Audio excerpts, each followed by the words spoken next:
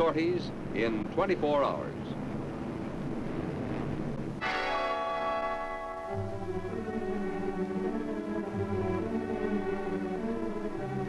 On 15 September, dawn breaks off the island of Walney.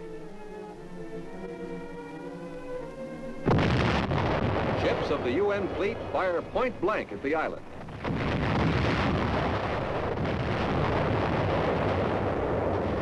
Rockets join the softening up process.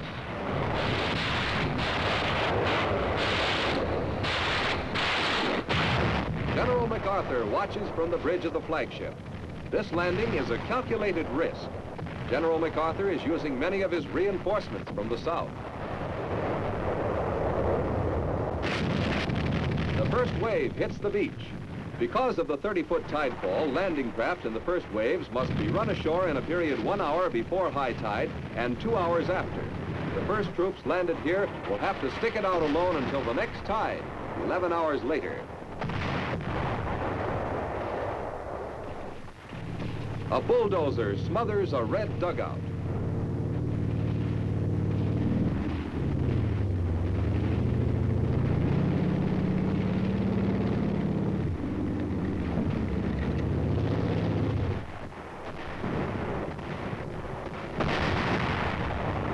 A firefight begins.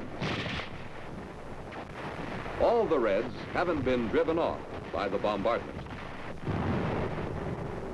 Captives are stripped to prevent concealment of weapons. Others are a little more formal.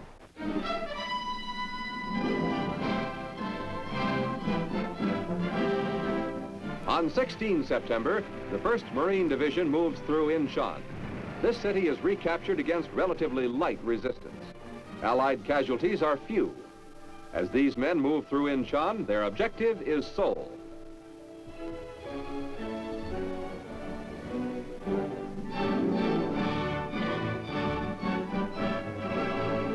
There are 2 Allied moves on Seoul, one from the south and another sweeping around from the north across the Han River.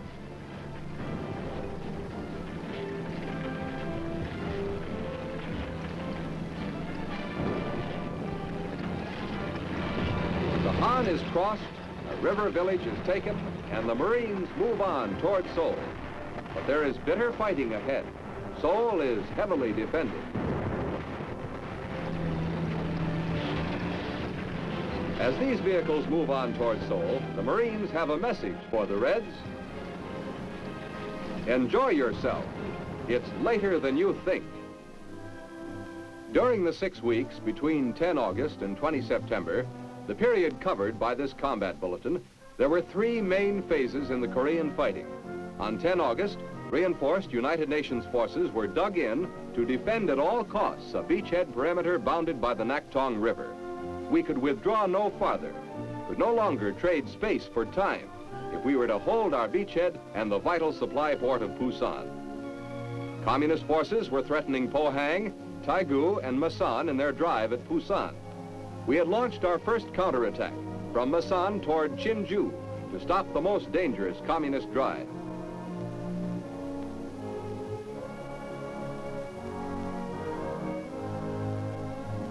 On 1 September, the Communists launched their biggest drive of the war, all along our beachhead perimeter.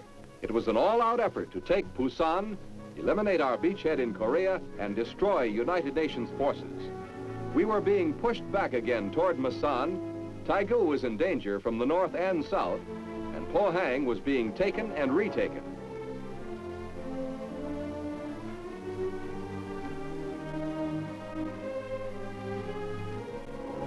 By 20 September, the tide of battle had changed completely. 5 days previously, U.S. Marines had made an amphibious landing at Incheon, 150 miles behind the enemy lines. The enemy, still pressing his all-out drive for Pusan, was suddenly cut off from his supplies.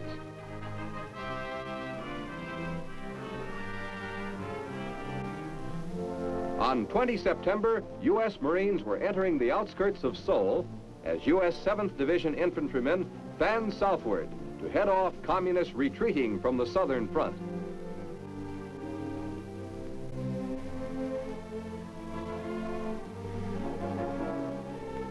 On our southern beachhead, United Nations forces were crossing the Naktong River and moving ahead everywhere. They were advancing at Pohang, south of Wisong, north of Taegu and at Waiguan, west of Changyong, and west of Masan.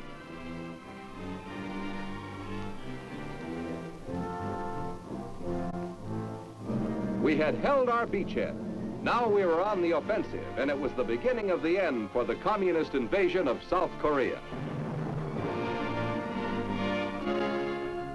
Those were the events that comprised the big picture from August 20th to September 20th, 1950.